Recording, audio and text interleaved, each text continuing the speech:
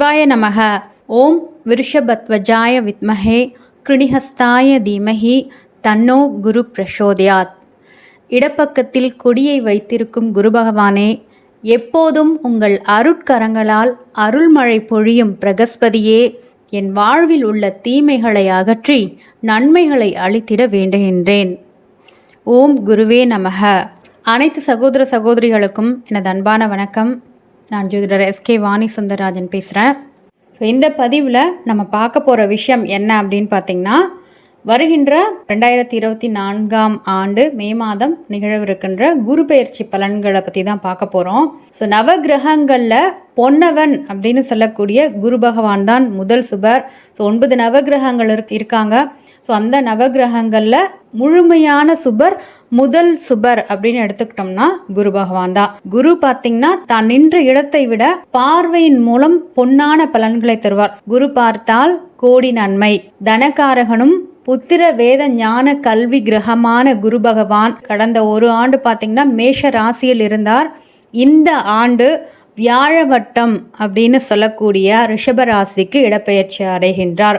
இந்த வியாழ வட்டத்தில் குரு பகவான் இருந்து பலன்களை அளிக்கிறது அப்படின்றது ஒரு மிக சிறப்பான விஷயம்தான். மே 1 மதியம் 12:59 மணிக்கு வியாழன், அதாவது குரு பகவான் மேஷ ராசியிலிருந்து ரிஷப ராசிக்கு சஞ்சாரம் செய்கின்றார்.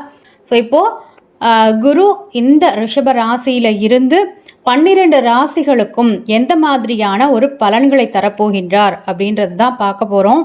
மிதுன ராசி நேயர்களை பொறுத்த வரைக்கும் இதுவரைக்கும் பார்த்தீங்கன்னா குரு பகவான் உங்களுக்கு 11ஆம் இடமான லாபஸ்தானத்தில் சஞ்சாரம் செய்தார்.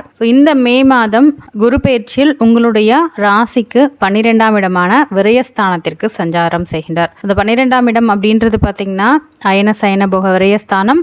அதே மாதிரி வெளிநாடு வாய்ப்புகளை குறிக்கிறது, அதாவது அயல்நாட்டு வாசம் அப்படின்னு சொல்லுவோம்.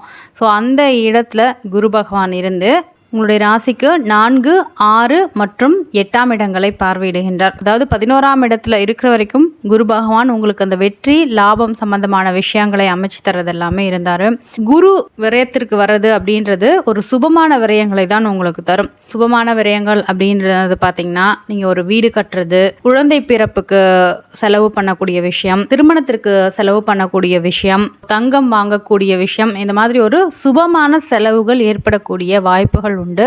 வெளிநாட்டு வாய்ப்புகளுக்கு நீங்க முயற்சி பண்ணிட்டு இருந்தீங்க அப்படின்னா உங்களுக்கு வெளிநாடு சம்பந்தமான வேலை வாய்ப்புகள் வரத்துக்கோ இடமாற்றம் வரத்துக்கோ வாய்ப்புகள் அப்படின்றதும் இருக்கிறது.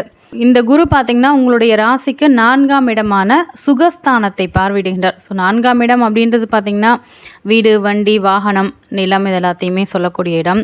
ஸோ குழந்தைங்களோட கல்வி நல்லா இருக்கும். ஸோ குழந்தைங்க ஆரம்ப கல்வி படிச்சுட்டு இருந்தாங்க அப்படின்னா நல்ல மதிப்பெண் எடுக்கக்கூடிய வாய்ப்புகள் இருக்கும். தாயாருடைய உடல் ஆரோக்கியத்தில் நல்ல முன்னேற்றம் ஏற்படக்கூடிய விஷயங்கள் இருக்கும். இதே மாதிரி ரொம்ப நாளாக ஒரு வண்டி வாங்கணும், ஸோ 4 வீலர் வாங்கணும், 2 வீலர் வாங்கணும் அப்படின்னு நினச்சிட்டு இருந்தீங்கன்னா அவங்களுக்கு அதை வாங்கக்கூடிய வாய்ப்புகள் அப்படின்றது இருக்குது. மிதுனராசி நேயர்களுக்கு அஷ்டம சனியாக சஞ்சாரம் செய்த சனி பகவான் இப்போ பார்த்தீங்கன்னா 9ஆம் இடமான அதாவது பித்ருஸ்தானத்தில் இருக்கின்றார். ஸோ சனியை பொறுத்த வரைக்கும் எந்த ஒரு இடர்பாடுகளும் இல்லை. அதே மாதிரி குரு பகவானை பொறுத்த வரைக்கும் விரைய குருவாகத்தான் மிதுனராசி நேயர்களுக்கு சஞ்சாரம் செய்கின்றார். கொஞ்சம் உங்களுடைய செலவுகளை மட்டும் நீங்கள் கட்டுக்குள்ள வச்சிருக்கணும். செலவுகள் அப்படின்றதும் பார்த்தீங்கன்னா உங்களுக்கு தேவையற்ற ஒரு வேஸ்டான செலவுகள் அப்படின்னு சொல்ல முடியாது. ஸோ உபயோகமுள்ள செலவுகள் தான் இந்த காலகட்டத்தில் இருக்கும். பட் ஆனால் எப்படி வருமானம் வருது, எப்படி செலவாகுது அப்படின்ற விஷயமே உங்களால் கண்டுபிடிக்க முடியாது. ஸோ அந்த அளவுக்கான செலவுகள் ரொம்ப அதிகமாக இருக்கும். ஸோ அதனால் நீங்கள் கொஞ்சம் கவனமாக செலவு பண்ணுறதுன்றது நல்ல விஷயம். ஸோ 6ஆம் இடம் என்று சொல்லக்கூடிய ருணரோக சத்ருஸ்தானத்தையும் குரு பகவான் 12ஆம் இடத்துல இருந்து பார்வையிடுகின்றார். ஸோ நிறைய பேர் வேலை மாற்றம் எதிர்பார்த்து காத்து கொண்டிருப்பீர்கள். ஸோ வேலை மாற்றம் ஏற்படுவதற்குண்டான வாய்ப்புகள் இருக்கும். குழந்தைங்களோட உடல் ஆரோக்கியத்தையும் நீங்கள் கொஞ்சம் கவனமாக இருக்கணும். ஸோ குழந்தைங்களோட உடல் ஆரோக்கியத்தை பார்த்துக்கிறது, உங்களுடைய உடல் ஆரோக்கியத்தை பார்த்துக்கிறது எல்லாமே சிறப்பான விஷயம். அதே மாதிரி பார்த்திங்கன்னா லோன் ஏதாவது ஒரு பெருந்தொகையாக கொடுத்து லோனை அடைக்கக்கூடிய விஷயம் எல்லாமே இந்த காலகட்டத்தில் இருக்கும். ஸோ 8ஆம் இடம் அப்படின்றது பார்த்திங்கன்னா உங்களுடைய ஆயுள் ஸ்தானம், அதே மாதிரி பார்த்தீங்கன்னா திடீர் அதிர்ஷ்டம், விபத்துகள், ஆயுள் ஆரோக்கியம், இது எல்லாத்தையுமே சொல்லக்கூடிய இடம். ஸோ இந்த 8ஆம் இடத்தையும் குரு பகவான் பார்வையிடுறது அப்படின்றது பார்த்தீங்கன்னா திடீர் அதிர்ஷ்டத்தை உங்களுக்கு உருவாக்கும். பங்கு சந்தையில் திடீர்னு ஒரு லாபம் வர்றது, வாரிசு இல்லாத சொத்துக்கள் அப்படின்ற அடிப்படையில் யாருக்காவது உங்களுடைய உறவினர்களுடைய சொத்துக்கள் சேரக்கூடிய வாய்ப்புகள் எல்லாமே இருக்கும். அதே மாதிரி ஆரோக்கியத்தை பொறுத்த வரைக்கும் ஸோ ஆயுள் ஸ்தானம் அப்படின்னு சொல்லக்கூடிய 8ஆம் இடத்தை குரு பகவான் பார்வையிடுறதுனால ஸோ ஆயுள் அப்படின்ற ஒரு விஷயத்துக்கு உங்களுக்கு பிரச்சனை வராது. சனியும் பார்த்திங்கன்னா உங்களுடைய ராசிக்கு 9ஆம் இடத்துல தான் இருக்கிறாரு. அதனால் ஆயுள் சம்பந்தமான ஒரு பிரச்சனை அப்படின்றது மிதுனராசி நேயர்களுக்கு இருக்காது. மிதுனராசியை பொறுத்த வரைக்கும் பாதகாதிபதியாக செயல்படக்கூடிய குரு பகவான் 12ஆம் இடத்தில் சஞ்சாரம் செய்கிறார். அதே மாதிரி தொழில் ஸ்தான அதிபதியாகவும் செயல்படக்கூடிய குரு பகவான் 12ஆம் இடத்தில் சஞ்சாரம் செய்கிறதுனால நீங்கள் தொழில் முதலீடுகளை கண்டிப்பாக குறைச்சிக்கணும். தொழிலில் நிறைய பணம் போட்டால் நிறைய லாபம் எடுக்கலாம் அப்படின்னு நினைக்கிறவங்களுக்கு கொஞ்சம் அதில் கம்மியாக தான் வரும். அதனால் தொழில் சார்ந்த ஒரு முதலீடுகளை குறைக்கிறதும், புதுசாக எதுலையாவது போய் இன்வெஸ்ட் பண்ணாமல் இருக்கிறதும் இந்த காலகட்டத்தில் ஒரு சிறப்பான விஷயமாக இருக்கும். அதே மாதிரி வெளிநாட்டு பயணங்கள் தேடிக்கொண்டிருப்பவர்களுக்கு வெளிநாடு செல்வதற்கான வாய்ப்புகள் அப்படின்றதும் இருக்குது. இந்த குரு பேச்சியை பொறுத்த வரைக்கும் மிதுனராசினியர்கள் செலவுகளை கட்டுக்குள் வைக்கிறது அப்படின்றது சிறப்பான விஷயமாக இருக்கும்.